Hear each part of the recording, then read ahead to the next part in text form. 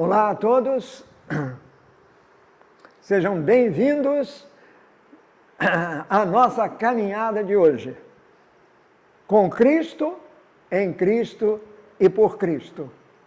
E em nome dele, nós elevamos esta oração que ele mesmo nos ensinou ao Pai, para que possamos, fortalecidos na fé, seguir no caminho com Jesus. Por isso nós dizemos, com toda a fé, Pai nosso que estás nos céus, santificado seja o vosso nome, venha a nós o vosso reino, seja feita a vossa vontade, assim na terra como no céu. O pão nosso de cada dia nos dai hoje, perdoai-nos as nossas ofensas, assim como nós perdoamos os que nos têm ofendido. E não nos deixeis cair em tentação, mas livrai-nos de todo mal. Amém.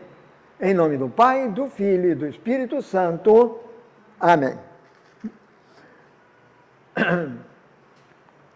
Nós começamos a acompanhar a caminhada de Jesus, que liturgicamente acontece no período do ano chamado do tempo comum.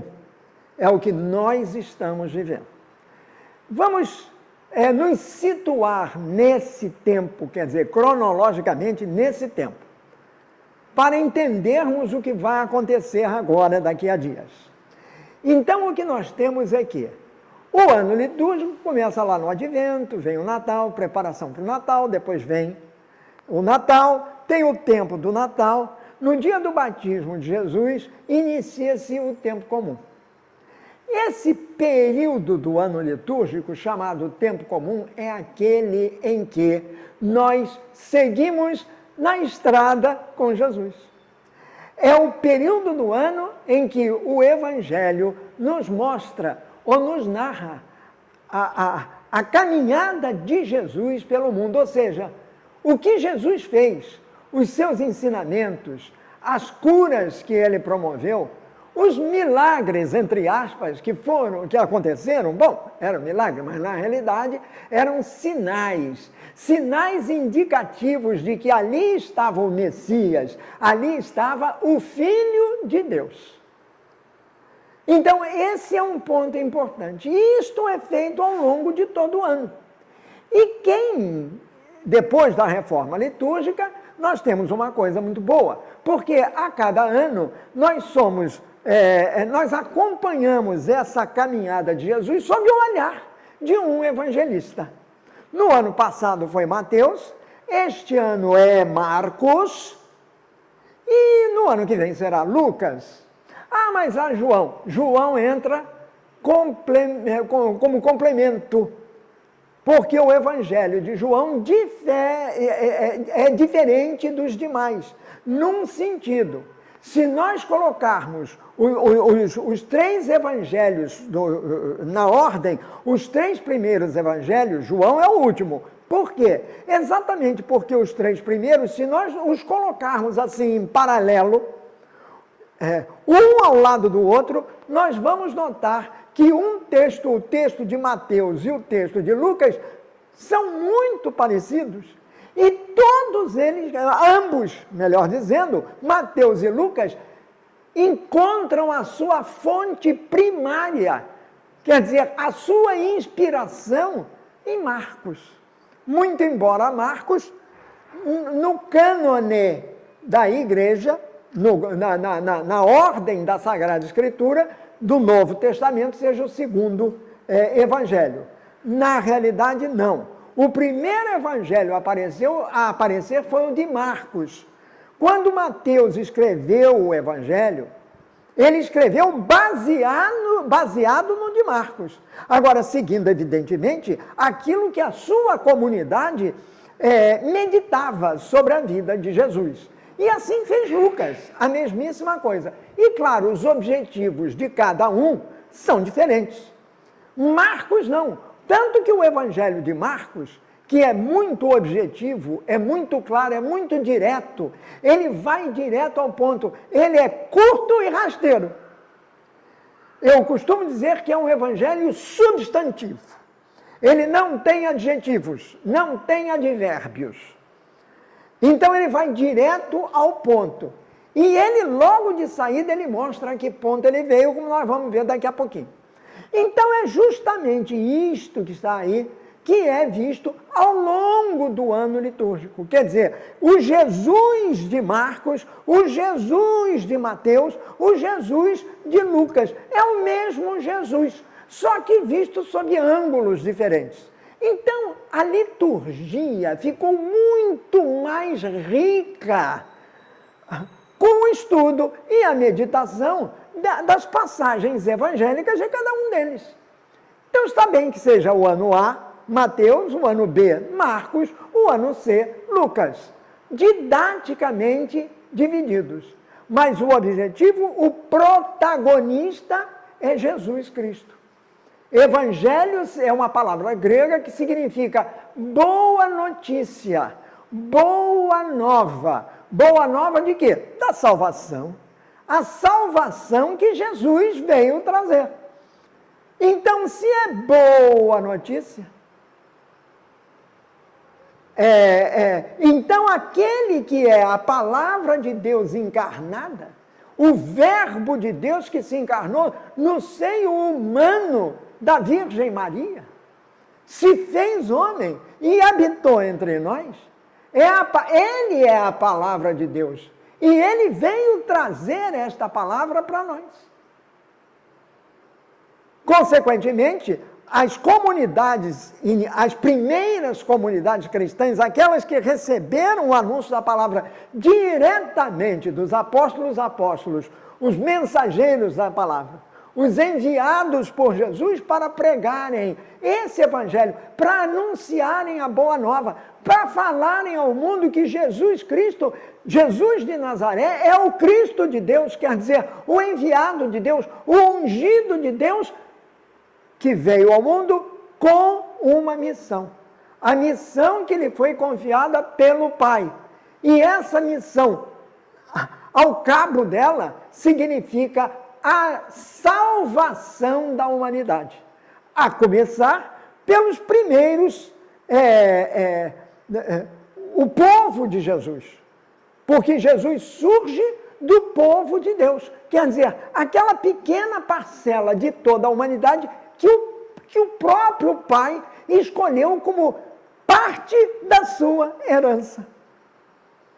Então, quando o povo, não é, se espalhou pela face da terra, Deus escolhe uma parcela desse povo pequenininha, como sendo seu. E a partir dessa parcela, ele vai construir o grande mundo, a grande família dos filhos de Deus. É a partir dessa parcela. A história dessa parcela compõe o Antigo Testamento. E o Novo Testamento, que começa com Jesus, é uma sequência dessa história. Mas é uma sequência definitiva. Com esse povo, Deus, no deserto, faz uma aliança. Quando ele tira o povo do Egito, atravessa o Mar Vermelho e entra no deserto, a caminho da terra que Deus prometeu dar a esse povo. O povo escolhido por ele, que era composto de 12 tribos, os filhos de Jacó, que também se chama Israel. Jacó ou Israel, é a mesma coisa. Então, os filhos de Jacó compõem as 12 tribos que formavam o povo de Deus. Povo de Deus por quê? Porque foi aquele com o qual Deus fez uma aliança. A aliança que os levou à salvação, quer dizer, que os tirou da escravidão e os colocou na terra da liberdade. O povo de Deus é um povo livre. Mas para chegar a essa terra, teve que atravessar um deserto enorme. E nesse deserto ele sofreu toda a série de intempéries, dificuldades, obstáculos. E nem sempre ou melhor dizendo, no mais das vezes, foi infiel a Deus. Virou as costas para Deus, como os primeiros pais, aqueles que nós conhecemos como Adão e Eva, fizeram no paraíso. O povo escolhido por Deus, o povo querido por Deus, virou-lhe as costas. Ainda ontem ouvíamos na liturgia de ontem, na missa de ontem, a primeira leitura tirada do livro dos Reis conta a história de Salomão. O Salomão já velho, Salomão, o grande rei dos israelitas, Salomão já velho, que contrariando aquilo, o Salomão lá do início, o Salomão já velho, parece que estava caquético, gagá, volta-se contra Deus. E ergue uma série de altares para os deuses pagãos. Coisa que era anátema para o povo de Deus. Ele abandonou Deus assim, vamos dizer, não é com uma força de expressão, descaradamente, para agradar as suas concubinas. Ele tinha inúmeras esposas, o que não é de espantar, porque era comum na época, ainda mais para um rei. Né? Então, o que ocorre é que ele volta as costas para Deus. E Deus chama a atenção dele por causa disso. Quer dizer, mostra a ele, mas diz, tu me viras as costas. Não necessariamente assim, mas eu não viro as minhas costas para ti. Um teu herdeiro será o teu sucessor. O povo vai perder tudo por causa do teu pecado. Ele que tinha sido escolhido de Deus, tu pecaste, e tu me foste infiel, mas eu mantenho a minha fidelidade, à palavra que eu dei. Um descendente de Davi herdará, será sempre o rei do meu povo, virá sempre à frente do meu povo. E vai ser um teu filho que vai ser o rei da pequena porção que sobrar. Porque o resto virou as costas para ele. Para Deus. Então Deus é fiel. É fiel no muito e é fiel no pouco. E é fiel no pouco e é fiel no pouquíssimo. Quase nada. Não somos nada diante de Deus. E Deus é tudo diante de nós. Ele não nos abandona jamais. Isto é algo que nós devemos ter sempre em mente. E foi algo que Jesus veio mostrar ao povo de maneira prática. A maior prova do amor de Deus por nós está, em primeiro lugar, na encarnação de Jesus. Jesus se encarna homem por amor. Pelo amor de Deus ao seu povo. Por isso a carta aos Hebreus começa dizendo que no início Deus falou pelos profetas, mas nos últimos tempos falou pelo seu próprio Filho. Então ele mandou o Filho, e mandou o Filho para quê?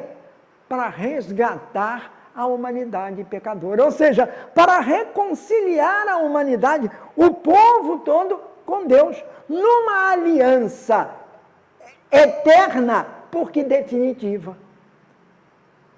E essa aliança ele conquista para o povo, entregando-se como vítima propiciatória na cruz.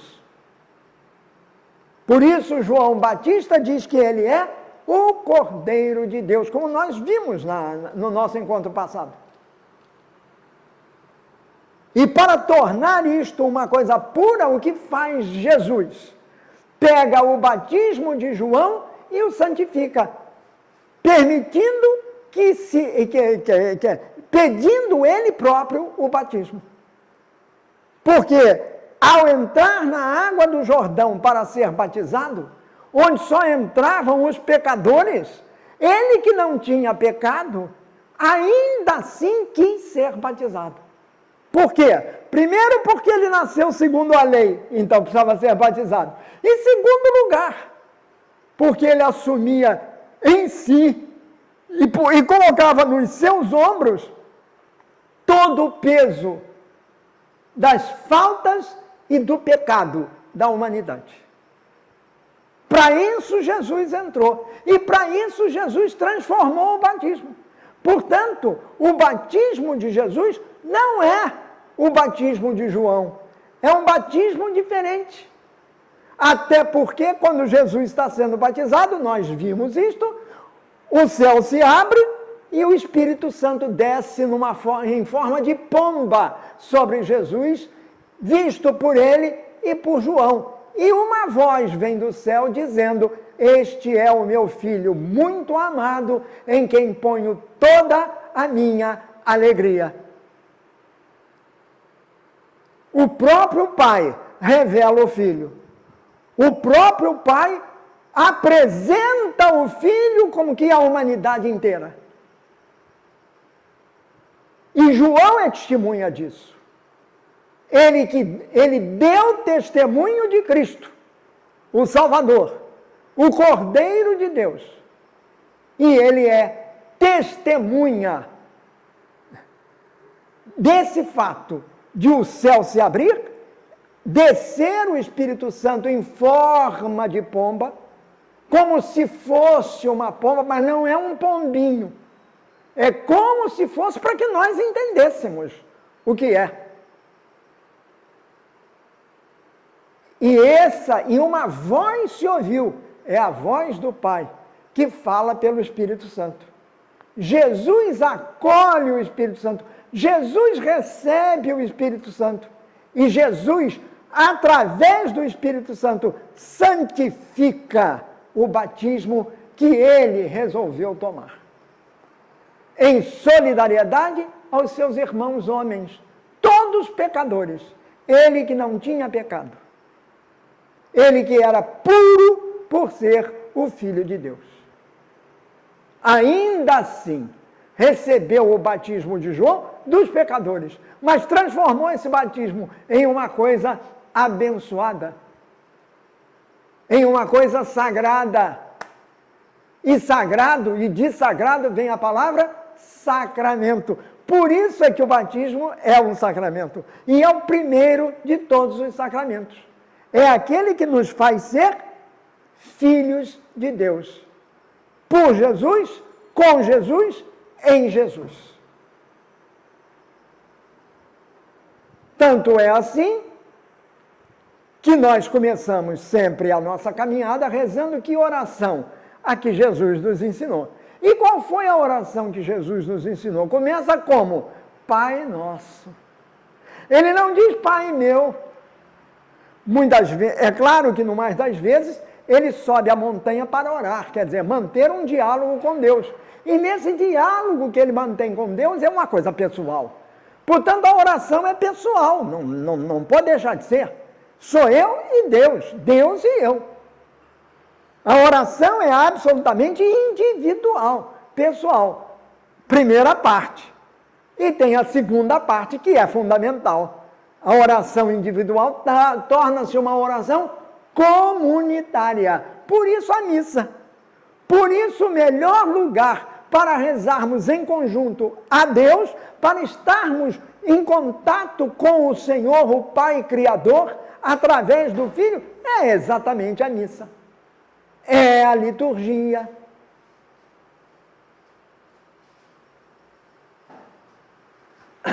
Isso tudo parte desse princípio. Mas então, voltemos ao que nós estávamos vendo. Isso tudo nós começamos a ver.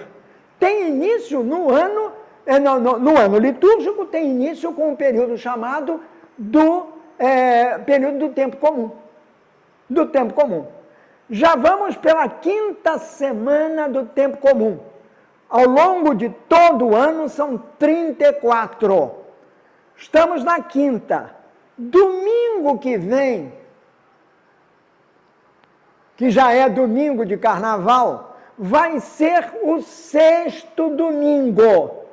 6º domingo do tempo comum. Os paramentos dos sacerdotes têm a cor verde, que é a cor, digamos assim, do caminho, não é? A cor da esperança, a cor da sequela, de ir atrás de Jesus. Muito bem. Isso vai ser domingo, será o 6º domingo do tempo comum. Entra a 6ª semana, porque é domingo que abre a semana, é o dia do Senhor. Aí começa a 6ª semana do tempo comum. Esta 6ª semana do tempo comum é curta, porque na quarta-feira seguinte, nós chamamos de cinzas. Quarta-feira de cinzas. Aí tem início a quaresma. E o que é a quaresma? É o período que antecede o maior momento do ano litúrgico, que é a celebração da paixão, morte e ressurreição de Jesus. Ou seja, a quaresma prepara para a Páscoa de Jesus. E a Páscoa é a maior celebração litúrgica do ano. Tudo na nossa religião católica, apostólica, romana, está centrado na Páscoa de Jesus. Páscoa quer dizer passagem. Se o povo antigo passou a pé enxuto pelo Mar Vermelho, atravessou o mar, e depois atravessou o Rio Jordão para entrar na Terra Prometida, se o povo antigo fez isso, ou seja, saiu da escravidão do Egito para a liberdade de filhos de Deus, Jesus, na Páscoa, ele passa da morte para a vida. A Páscoa de Jesus, por isso, é definitiva. Porque é na Páscoa de Jesus, na sua ressurreição, que Jesus mata a morte. Que a morte morre com a morte de Jesus. E não apenas a morte, mas a ressurreição de Jesus. Aí nós chegamos à aliança eterna e definitiva, em que não existe a morte, porque Deus é o Deus da vida. E Deus, sendo Deus da vida, nos dá uma vida nova em Jesus ressuscitado. É para lá que nós vamos caminhar. E tudo gira em função disso, o antes e o depois. Então, esse período de preparação para vivermos intensamente a Páscoa do Senhor, quer dizer, a passagem de Jesus da morte para a vida e vida em plenitude, esse período é um período de preparação. É um período em que nos colocamos mais profundamente no mistério da paixão de Cristo.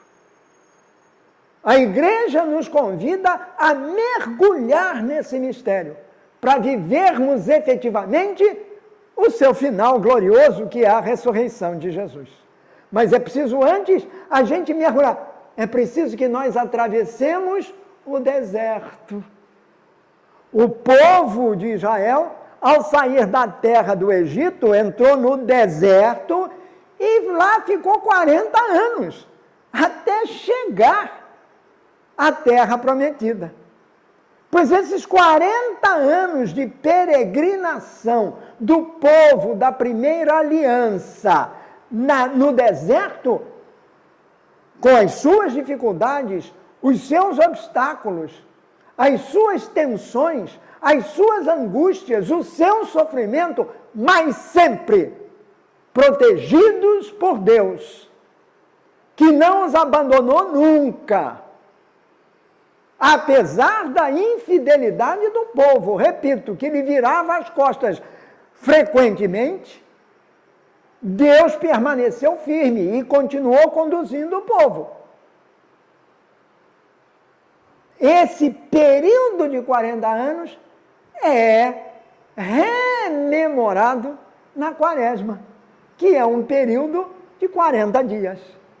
Os 40 dias que medeiam a quarta-feira de cinzas, que é o início desse período, aquilo que nós chamamos de quarta-feira de cinzas, e vai até a quinta-feira, que nós chamamos de quinta-feira santa. O período da Quaresma são 40 dias nesse período, da quarta-feira de cinzas à quinta-feira santa. Então, o que a igreja relembra nesse período exatamente? Uma das coisas são os 40 dias, os 40 anos que o povo passou no deserto. E também, e este é o segundo ponto desse preâmbulo, os 40 dias que Jesus ficou no deserto sendo tentado pelo demônio.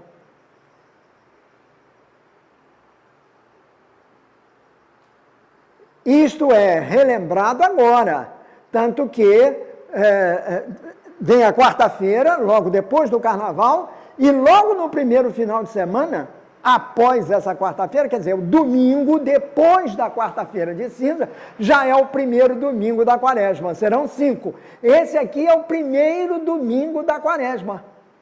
E no primeiro domingo da Quaresma, geralmente o que nos é anunciado, o que é proclamado na missa, o evangelho proclamado, é aquele que trata da tentação de Jesus. Portanto, será proclamado esse evangelho, porque o ano é de Marcos, capítulo 1, versículos 12 e 13. Porque Marcos fala da tentação de Jesus em 2 versículos. Mateus e Lucas levam 20 versículos, vamos dizer assim. Marcos, como eu disse, é o objetivo, é direto. E nós já vamos ver um pouquinho o que ele fala sobre a tentação de Jesus. Mas, voltando novamente, então, no outro domingo, dia 18, a igreja vai celebrar o primeiro domingo da Quaresma. E trará à nossa reflexão essa passagem aí. E nós vamos refletir um pouquinho sobre ela agora. Para quando chegarmos lá, a gente já ter uma ideia, não é? Melhor, poder aproveitar melhor esse encontro litúrgico que é a missa. Essa ação de graças que é a missa.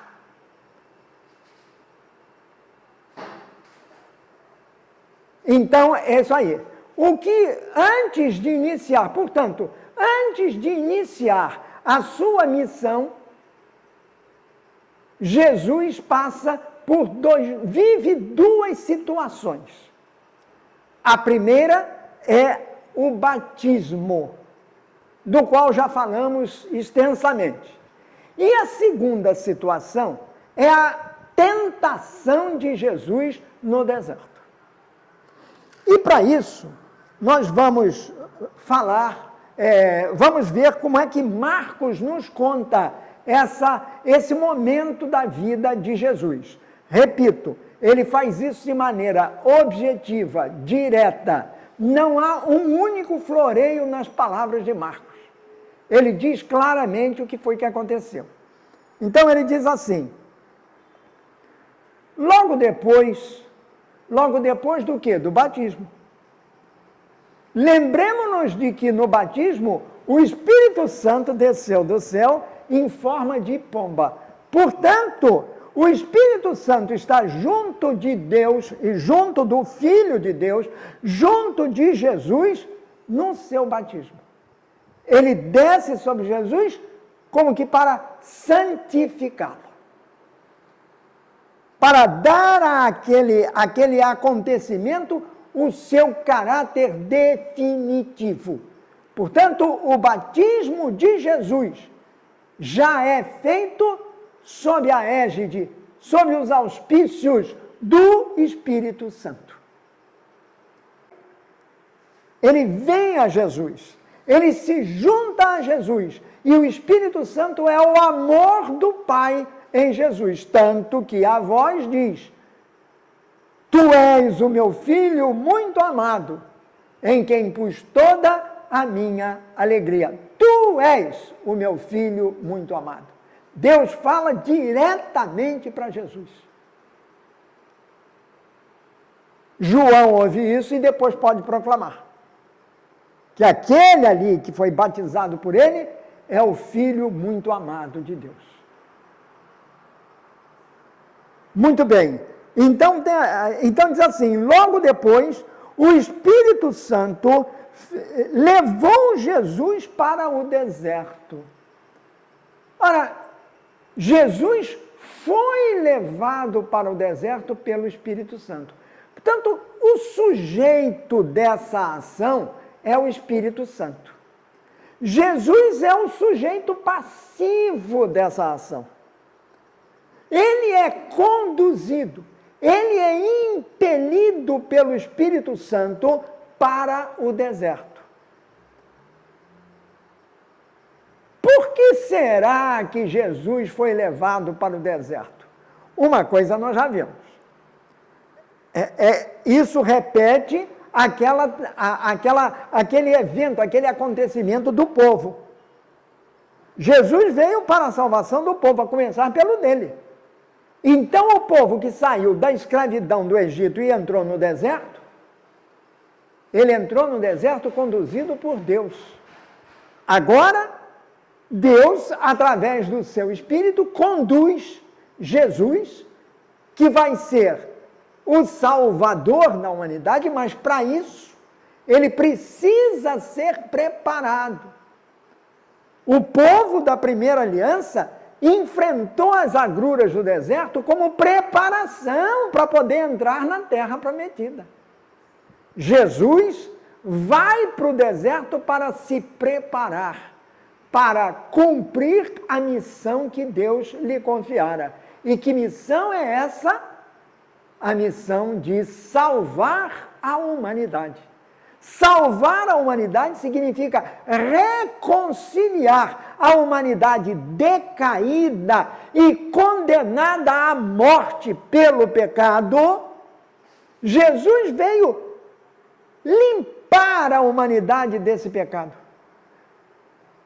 Veio acabar com o pecado. E dar àqueles que crerem a vida e vida eterna. Mas para isso, não esqueçamos que Jesus é homem e que assume como homem o pecado de todos os homens. Ele faz isso nas águas do Jordão ao ser batizado, porque ele se deixa batizar como se pecador fosse. É um impecável que assume o pecado. E o limpa, porque ele mergulha na água do rio e o rio leva a sujeira toda. Então Jesus é levado pelo Espírito ao deserto. E diz Marcos assim: Jesus ficou lá no deserto durante 40 dias. Repito, isto relembra o quê? Os 40 anos que o povo de Israel passou no deserto. Que Moisés passou no deserto. Jesus é o novo Moisés. Então, os 40 anos que o povo viveu no deserto, o povo da primeira aliança viveu no deserto. Esses 40 dias de Jesus no deserto representam isso. A quaresma dura 40 dias exatamente por causa disso. Para que nós possamos viver mais intensamente, em maior profundidade, meditar com maior atenção esse momento da vida de Jesus, preparando a nossa para a grande celebração pascal. Então, Jesus ficou lá no deserto durante 40 dias. diz Marcos, sendo tentado por Satanás.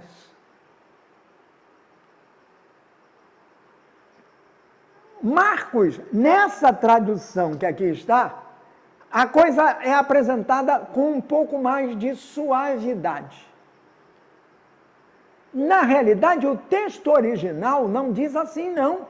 O texto original é mais duro, é mais incisivo. Diz que Jesus foi levado para o deserto pelo Espírito Santo para ser tentado pelo demônio. Isto é, a fim de ser tentado pelo demônio. Ou seja, Jesus foi para o deserto, onde ele ficou 40 dias e 40 noites em jejum. Jejum significa aqui a oração. Deserto é o lugar de encontro com Deus. Deus não abandonou o povo no deserto. Deus deu de comer o povo no deserto. Deus deu água para o povo no deserto. Então, o deserto é um lugar silencioso. Outra coisa que é preciso levar em consideração quando se fala em oração. Jesus foi orar, foi conversar com o Pai, foi estar numa intimidade profunda com o Pai, para aprender a sua missão, para se fortalecer, para cumprir a sua missão. E as pessoas se fortalecem quando são tentadas. Toda vez que vencemos uma tentação, toda vez que não nos deixamos seduzir pela tentação, que a tentação é sedutora, toda vez que enfrentamos a tentação, que vai existir sempre, e conseguimos dobrá-la, dobrando a nossa vontade, que significa uma humilhação. Eu quero isto, mas não vou lutar por isso, porque contraria a vontade de Deus. Toda vez que eu me colocar nessa situação, em que eu for colocado numa situação de tentação, tenho que me esforçar, tenho que lutar para superá-la. E sozinho, com a minha força, eu não consigo não. Porque o diabo, Satanás, é muito mais poderoso do que eu. Somente a força da crença, da fé em Jesus, a ajuda que Jesus pode me dar, porque ele passou pela tentação antes de mim. Ele não vai impedir-me de ser tentado, mas ele vai me ajudar a vencer a tentação. Porque foi assim que ele fez. Só que Marcos não fala qual foi a tentação. Isso nós sabemos através de Mateus e de Lucas. E aqui não vamos entrar no detalhe. Vamos apenas que Marcos está dizendo, Jesus foi levado para ser tentado. É como se dissesse, a nossa condição humana nos leva sempre a este ponto, a esta situação de sermos tentados permanentemente.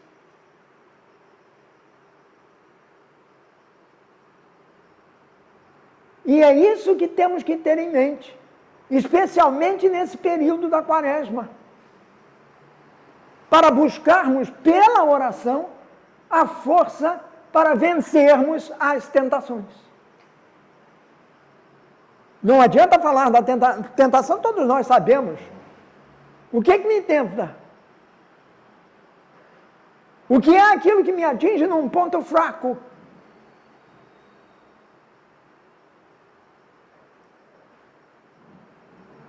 Então devemos ter essa força, pedir ao Senhor que nos ajude a superar a tentação como Ele superou. Ele nos dá a grande lição de como fazê-lo. Agora, Devemos ter em mente isso. Se caminhamos no mundo, caminhamos sempre com a ideia de fazer o bem, mas sabendo que ao lado do bem vem o mal. Porque um não vai sem o outro, um é a sombra do outro. O bem é a luz, o mal é a sombra que acompanha a luz. Isso é da vida.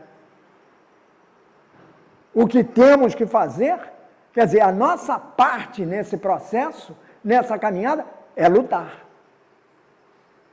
Como Jesus lutou. E Jesus passou 40 dias em jejum, que é exatamente a maneira pela qual nós encontramos forças para superar a tentação. Eu tenho um amigo muito querido que costumava dizer, quando andou por aqui, nas nossas conversas, e as tínhamos repetidas inúmeras vezes, ele costumava falar, abrindo o seu interior para mim, ele dizia, olha, eu luto, e até consigo vencer as tentações. Aquilo que para mim era difícil vencer, ele achava facílimo. Ou se não era fácil, era difícil, mas ele conseguia bater. Não era um problema maior para ele superar determinado tipo de ação, de atitude, etc. Pensamentos e assim. Mas havia uma tentação que era irresistível. Ele dizia, é o meu maior problema. Eu não consigo superar. E qual era a tentação dele? A gula. A gula. Aí ele dizia, eu não consigo, eu estou dormindo, acordo às 3 horas da manhã, a primeira coisa que eu faço é abrir a geladeira para comer alguma coisa. Não consigo passar sem comer. Há pessoas que não podem ver uma garrafa de Coca-Cola, bebem aquilo que faz um mal desgraçado, não pode ver uma garrafa de Coca-Cola. Conheço várias, estou até olhando para uma.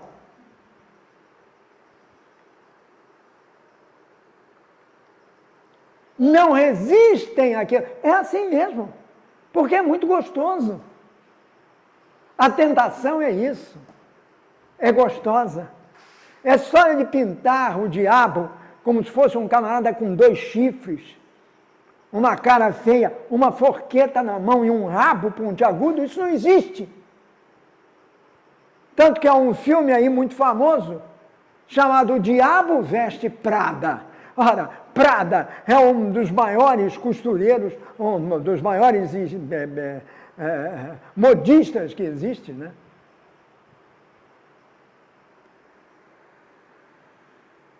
Então, Jesus foi sendo tentado por Satanás. Isto aqui já está a indicar também que a nossa vida é assim. É uma luta permanente contra a tentação. Devemos nos esforçar. Jesus não está dizendo que nós não vamos ser tentados. Carregue a tua cruz. É isso que ele diz. Como ele vai carregar. Mas para carregar a cruz, que pesou muito, ele tinha que estar preparado. Ele tinha um espírito com ele. O espírito não saía dele, não, estava com ele. Aí dependia era a liberdade dele, querer ou não a ajuda do espírito. Nós também. Se quisermos depender só de nós na tentação, duvido que a gente consiga vencer. Esse meu amigo tem uma força interior extraordinária. Mas a gula ele não conseguia vencer. E assim os outros tipos de coisa.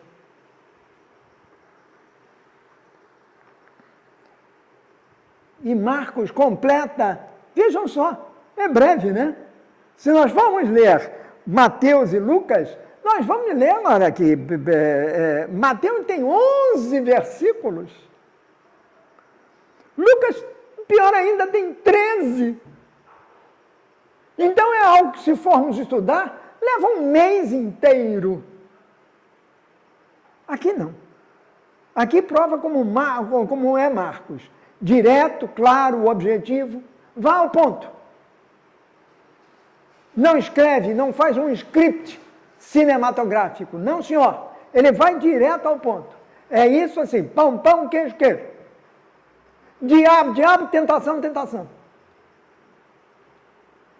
Serve para nós, porque Jesus viveu isso. E a Quaresma nos lembra disto.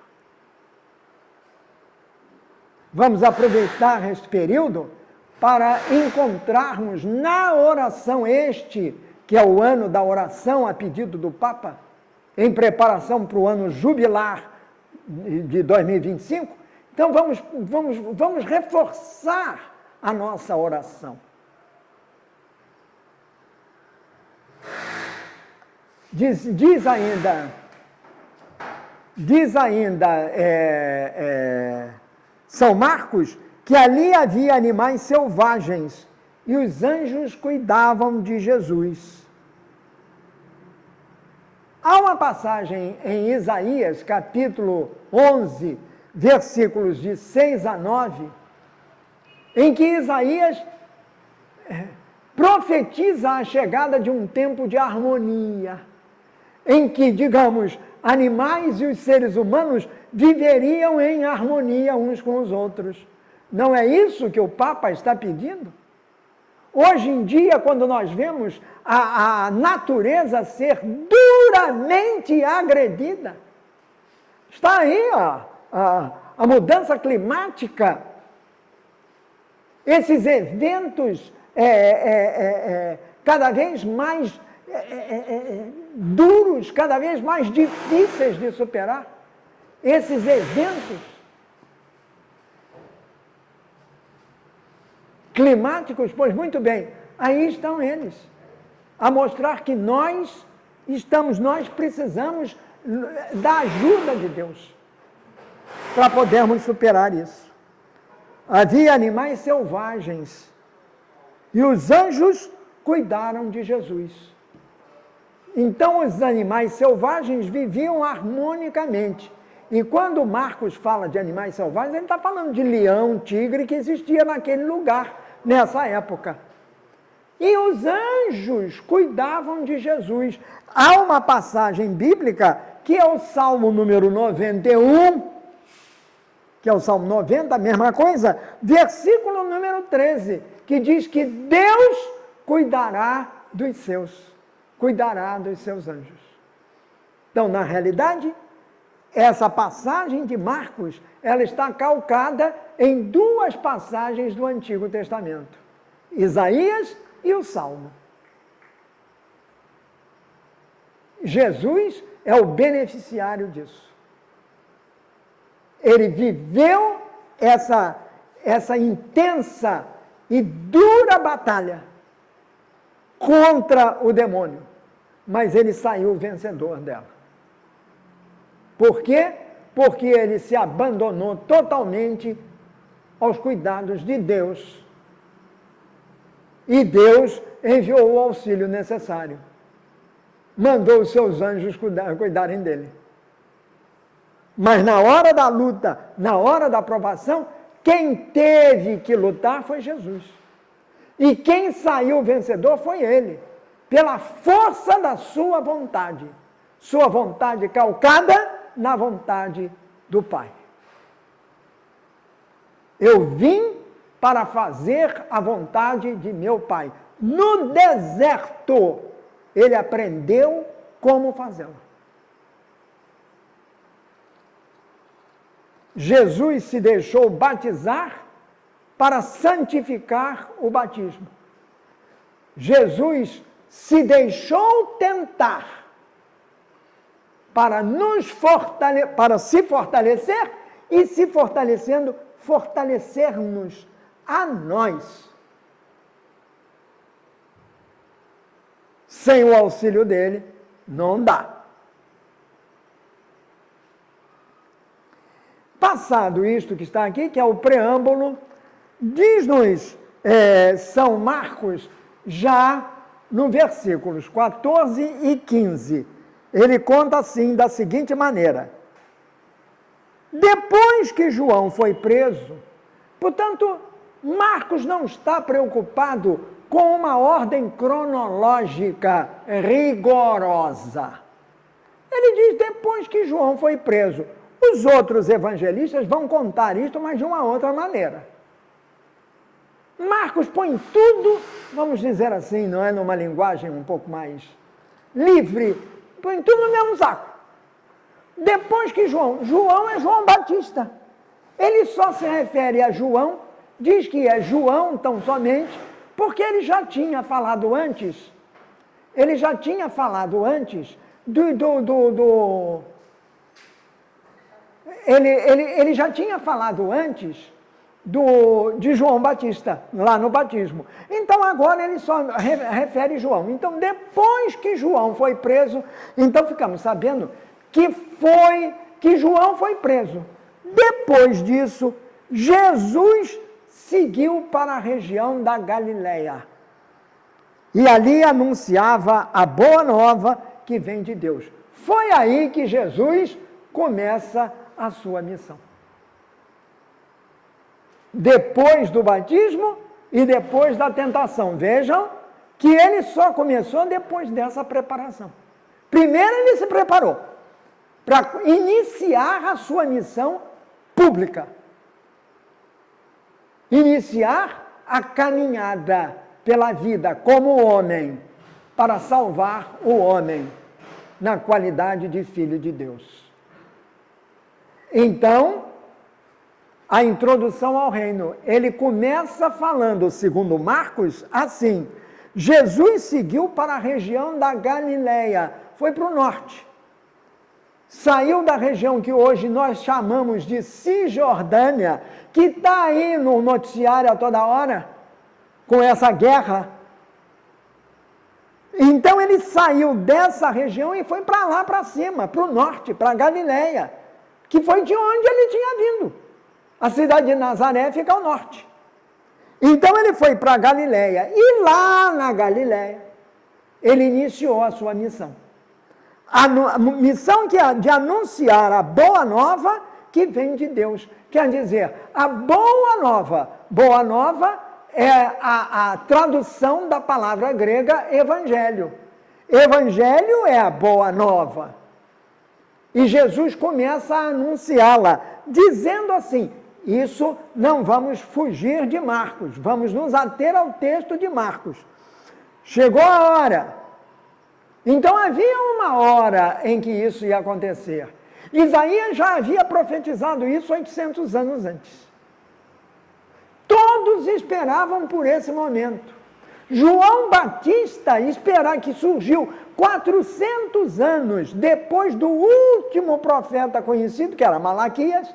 João Batista, que foi um grande profeta, é a ponte que liga o Antigo ao Novo Testamento. João Batista também anunciou, chegou a hora, já está entre nós aquele que vem salvar o mundo, o Cordeiro de Deus, que ele vai apontar. Já está entre nós, vocês não o conhecem, eu batizo na água, almejo a purificação, mas virá um que é muito mais poderoso, muito mais forte do que eu. E eu sequer sou digno de me ajoelhar para desatar as amarras das suas sandálias. Tal o poder dele. Esse vai batizar vocês, vai lhes dar o verdadeiro batismo, o batismo do Espírito Santo. Não foi o Espírito Santo que desceu sobre Jesus? Na hora do batismo dele? Então esse é o verdadeiro batismo. Não é isso que acontece conosco quando somos batizados. Quando fomos batizados, o fomos, e o batismo é dado em nome do Pai, do Filho e do Espírito Santo. 3 pessoas, mas uma só natureza, Deus.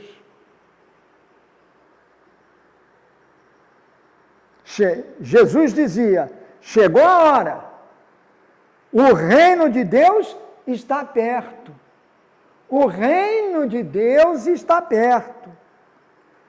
Para que vocês sejam parte deste reino, arrependam-se dos seus pecados. Isso João Batista já pregava. Tanto que ele ministrava o batismo da purificação. Arrepender-se dos pecados, primeiro confessá-los. Arrepender-se dos pecados, quer dizer, converter-se. Não vou fazer mais. E viver segundo a nova vida. Quer dizer, aí se purifiquem. Entrem na água e saiam purificados. Mas agora Jesus é diferente. Ele diz, arrependam-se dos seus pecados. Isso é fundamental. É querer viver segundo a palavra de Deus. Não é mais ou menos, não é depois. Espera um pouquinho, daqui a pouco. Nada disso. É aqui e agora. Viver segundo a palavra de Deus. Jesus foi ao deserto para ser tentado e foi tentado a não viver segundo a palavra de Deus. Mas ele rebateu isso. Então ele diz, arrependam-se dos pecados e creiam no Evangelho. Aqui está a novidade. João não podia falar disso. Ele não falava de Evangelho. Jesus aí introduz um novo elemento que é fundamental, é o Evangelho. E o Evangelho o que é? É a boa nova do reino. Logo a seguir, quando ele começar a colocar o Evangelho em prática, ele vai mostrar o que é o reino. Nós vamos ver depois. Ele vai mostrar o que é o reino. O reino já chegou. Porque, na realidade, como nós vamos ver, o reino é ele mesmo. Porque a boa nova do Evangelho, na realidade, é ele mesmo. Em outras palavras, Jesus é o Evangelho vivo. A boa nova é a salvação. E quem veio anunciá-la foi Jesus. Mais do que isso. Quem nos deu a salvação foi o próprio Jesus, entregando-se na cruz por nós. Mas antes disso, sendo batizado. E antes de começar a sua missão, deixando-se tentar. Para já nos ensinar como caminhar com Ele. Caminhar nas estradas do reino. Sempre em busca do reino. Deixar que o reino se instale. Promover a instalação do reino. Porque isto vai nos competir. E vai nos competir de que maneira? Assim. Jesus estava andando pela beira do lago da Galileia quando viu dois pescadores. Dois pescadores. Aqui, é a parte final. Jesus chama primeiro dois pescadores. Vai do capítulo 1, versículos 16 ao 20. Então ele diz assim, Jesus estava caminhando pela beira do lago da Galileia quando viu dois pescadores. Eram Simão e seu irmão André, que estavam no lago pescando com redes. Jesus lhes disse, venham comigo que eu ensinarei a vocês pescar gente. O que Jesus está fazendo? Chama duas pessoas para auxiliá-lo. Auxiliá-lo na dura tarefa de anunciar o quê? O reino. Que Jesus compara a uma grande pescaria, já que ele está chamando pescadores. Se os pescadores pescavam peixes, agora os peixes são as pessoas que precisam ser apanhado do mar da vida para a rede. A rede vai ser a igreja que se formará a partir da missão de Jesus.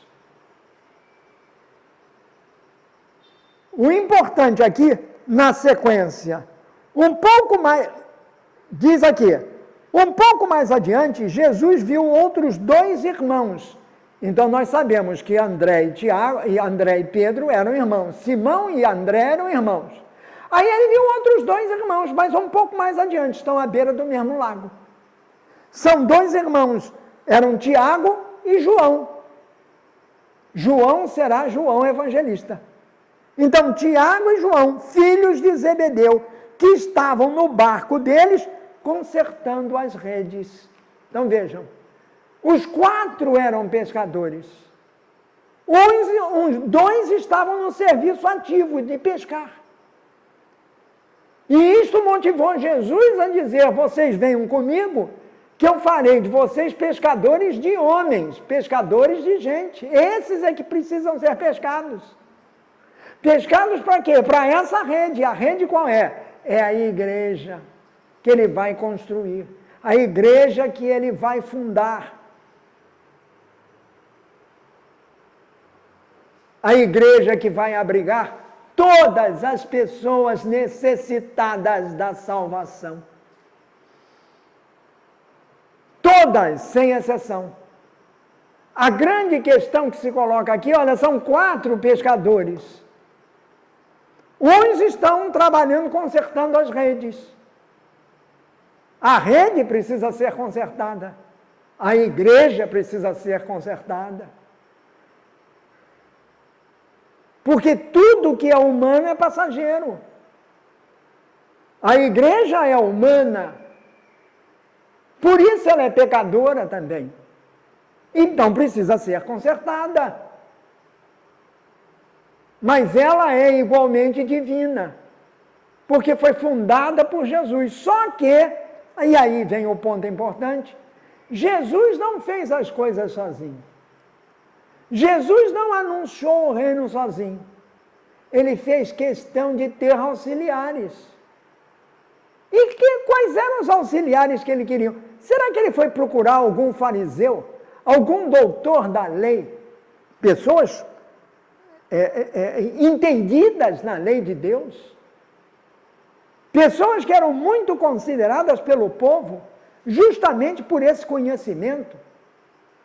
E por viverem uma vida para o povo, ou aos olhos do povo, uma vida íntegra, honesta, ética e moralmente, o que nem sempre é verdade.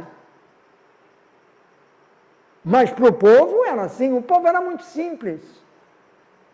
O povo tendia a acreditar em qualquer coisa que os doutores lhes diziam, porque eles tinham mais conhecimento do que eles, das coisas de Deus. A palavra fariseu significa isso, apartado. Quer dizer, são uma classe, eu diria até uma casta diferente, superior. São homens como todos os homens, mas diferentes. Porque têm um conhecimento mais específico, nem conhecimento. Eles praticam rigorosamente a lei. Ou pelo menos assim diziam.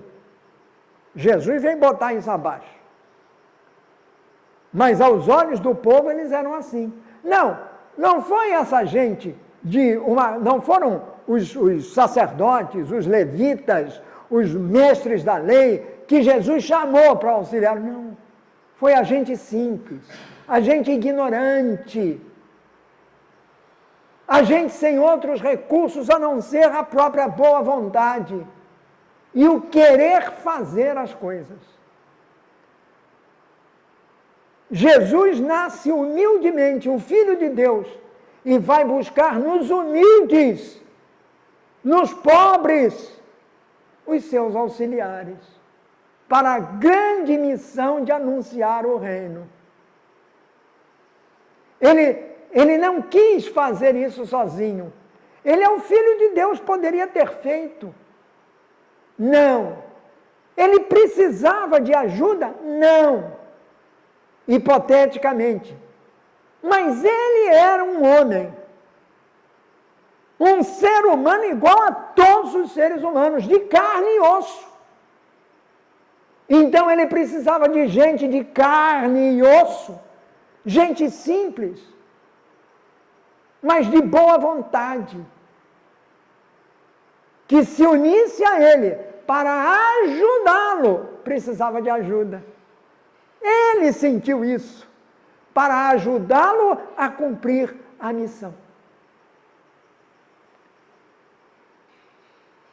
A igreja é humana. A igreja caminha com a sua humanidade, com a força da sua humanidade, ou seja, da humanidade daqueles que a compõem, você e eu. Mas ela precisa de ajuda. E agora a igreja pede ajuda de quem? Do Pai, que nos ajuda pelo Filho e o Espírito Santo. Porque Ele não nos abandona. Ao Pai não interessa absolutamente a divisão. Ele quer a união. O homem que faz a igreja, esse sim, é que se deixa levar por esses sentimentos negativos, a começar na igreja pela divisão. Devemos ser unidos, não divididos. Mas Deus nos dá a liberdade de até fazer isso dentro da igreja. Só que não nos abandone. Promessa de Cristo. E por que assim? Porque Jesus, quando começou a anunciar o reino, lá lançando já as primeiras sementes do que seria a igreja, ao convocar esses homens, ele convocou para que os homens fossem pescadores de homens. Vocês são ótimos no métier de vocês, pescar peixe. Agora venham comigo e vocês aprenderão a pescar gente. Eu farei de vocês pescadores de homens. Olha aqui. Para pensar um pouquinho. Se você ou eu ouvíssemos um convite desses, o que passaria na nossa cabeça? O que é pescar homem? Eu preciso de um peixe na mesa. O meu pensamento seria prático. Para que serve isso? Mas aqueles 4 primeiros que estavam no exercício das suas funções, uns estavam pescando, 2 estavam pescando e os outros estavam consertando as redes. Jesus lança um convite através de um chamado. Eles poderiam simplesmente dizer, não, eu sou pescador, eu preciso do peixe, isto é o meu ganha-pão. É assim que eu ganho a vida, é assim que eu sustento a minha família, porque eles tinham família. Mas não. Isto é um outro ponto misterioso, extraordinário. A meu ver, eles simplesmente largam tudo e seguem Jesus. Está aqui. Venham comigo e que eu ensinarei a vocês a pescar gente. É a mesma frase que ele tinha dito para os 2 primeiros, ele diz para os outros 2. Quer dizer, André e Simão são os primeiros a ouvir isso. E Tiago e João ouvem logo depois. Venham comigo e eu transformarei vocês em pescador de homens. Isto para 4 pessoas ignorantes, que não tinham, evidentemente, nenhum conhecimento das coisas mais elevadas da vida e muito menos dessas coisas teológicas. Sabe o que eles fizeram? Largaram tudo. Tiago e João estavam com o pai. Largaram o pai, quer dizer, deixaram a família de lado para seguirem com Jesus. É verdade que André e João já tinham conhecido Jesus. Nós sabemos disso pelo João, que escreveu no seu evangelho, logo no início, como foi a chamada dele. Como é que ele chegou a Jesus. Nesse momento ele já conhecia Jesus. A minha pergunta é a seguinte, que é boa para a gente pensar um pouquinho nesse período, né? Do carnaval, nesse período em que nós vamos ficar aqui um tempo sem nos vermos. O que terá levado essas 4 pessoas simples, ignorantes, a deixarem tudo? Ignorantes quer dizer, não tinham conhecimento acadêmico de coisa nenhuma, não paravam para pensar, não, eram práticos. Faziam muito bem as suas atividades, mas o que levou? O que os levou a largar tudo? A deixar de lado o trabalho de todo dia, o ganha-pão, a família, para seguir Jesus. O que Jesus lhes prometia? Ah, eu farei de vocês pescadores de homens. Situe-se nesse momento,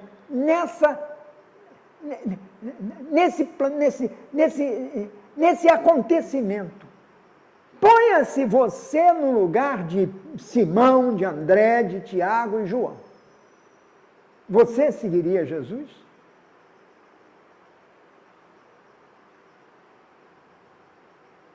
Esta pergunta continua a soar no meu ouvido. Só que agora eu sigo Jesus, mas como é que eu estou seguindo Jesus?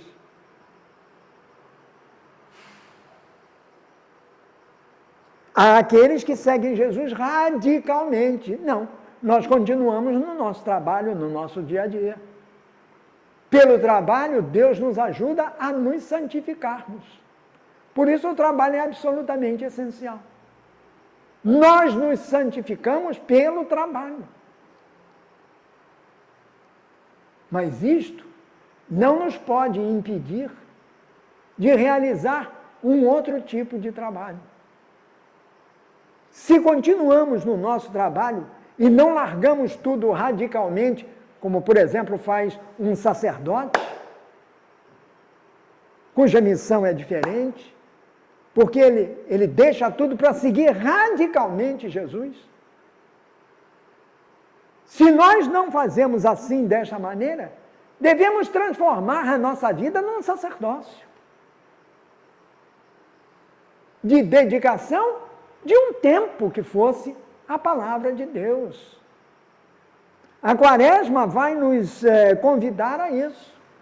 Mergulhar um pouco mais na palavra de Deus. Está aqui a palavra de Deus, como nós estamos fazendo aqui. Olha aqui. Quantas vezes nós passamos por esse texto, mas não demos atenção a esses detalhes. A isso que Marcos está nos dizendo. Quantas vezes nós ouvimos Jesus dizer, no fundo do nosso coração, se nos abrimos a Ele, vem comigo. Vem comigo e eu farei você. Será que nós entendemos que naquele momento em que nós chegamos a uma encruzilhada e nós tomamos um caminho, tomamos esse caminho porque ouvimos a palavra de Jesus? Nós temos 2 caminhos a seguir. Por que tomamos esse caminho? E não aquele outro? E indo por esse caminho, nós vamos fazendo as coisas que precisam ser feitas em benefício dos nossos irmãos, mas claro que enquanto beneficiamos os outros, beneficiamos a nós próprios. Venham comigo e eu farei de vocês pescadores de homens. Esses 4 indivíduos foram os primeiros a ser vocacionados. Por isso eu botei ali a vocação dos primeiros. Vocação é chamamento. Eles foram os 4 primeiros a serem chamados. Mostraram prontidão, estavam prontos a ouvir. disponibilidade. Seguiram Jesus, abandonando tudo. Coragem para deixar para trás o que eles vinham fazendo. Saíram da zona de conforto. Isso é uma coisa de todo dia.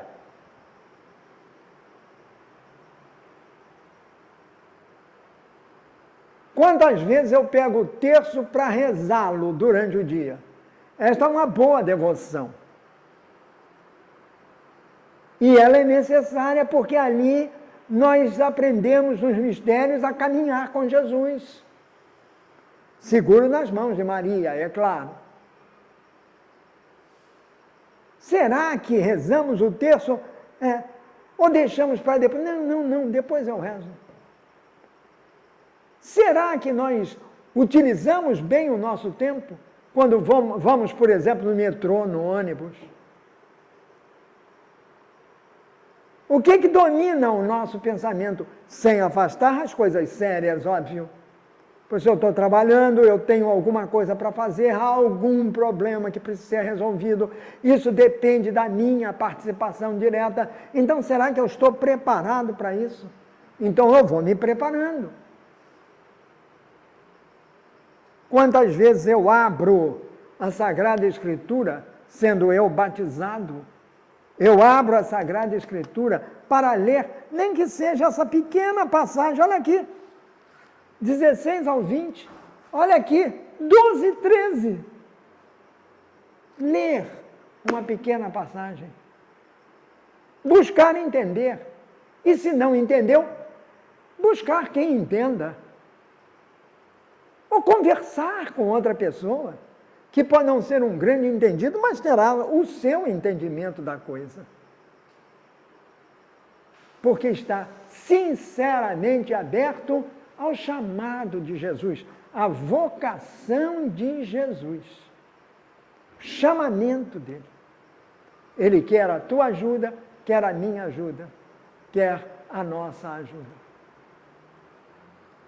Deixemos, portanto, que Jesus nos guie e sigamos com ele. Larguemos tudo, deixaram tudo e seguiram Jesus. Que esse seja um bom estímulo para bem vivermos o início da Quaresma, que começa, como eu disse, na próxima quarta-feira, que é a quarta-feira de cinzas. O que não nos impede, diante disso, vivermos as alegrias do Carnaval. Sem excessos. Mas as alegrias do Carnaval. O Carnaval, ele nos ajuda a perder um pouco dessa seriedade que muitas vezes toma conta de nós. E esse é o espírito desse mês de fevereiro. É o mais curto de todos. No entanto, ele é capaz de conter o Carnaval e a quarta-feira de cinzas. Ele é capaz de conter a alegria do Carnaval e depois o pensamento voltado já para as coisas do alto. Vivamos com alegria esse tempo e todos os tempos. E façamos da nossa Quaresma um momento de profunda reflexão sobre Jesus e aquilo que Ele quer da gente. E o que Ele quer de nós é que o sigamos, a fim de que nós também nos tornemos pescadores de gente. Vamos lá? Vamos fazer isso? Um bom tempo para a gente pensar será a Quaresma. E vamos começar a caminhar com Jesus para ver como Ele instalou o reino, ou foi instalando o reino que Ele nos pede para instalar junto com Ele. Depois do carnaval a gente se encontra. Até lá então. Fiquem bem e brinquem tranquilamente, com muita alegria. Que é isso que o Senhor quer da gente. E com alegria agradeçamos a Nossa Senhora nos dar a mão para que possamos seguir com firmeza de intenção, vontade, os passos de Jesus, seu Filho, nosso Senhor, nosso irmão. Dizendo assim, Ave Maria, cheia de graça, o Senhor é convosco, bendita sois vós entre as mulheres, e bendito é o fruto do vosso ventre, Jesus. Santa Maria, Mãe de Deus, rogai por nós, pecadores, agora e na hora de nossa morte. Amém. Nossa Senhora das Dores, rogai por nós. São José, rogai por nós. São Paulo da Cruz, rogai por nós. São Marcos, rogai por nós. Em nome do Pai, do Filho e do Espírito Santo. Amém. Até a próxima. Tchau.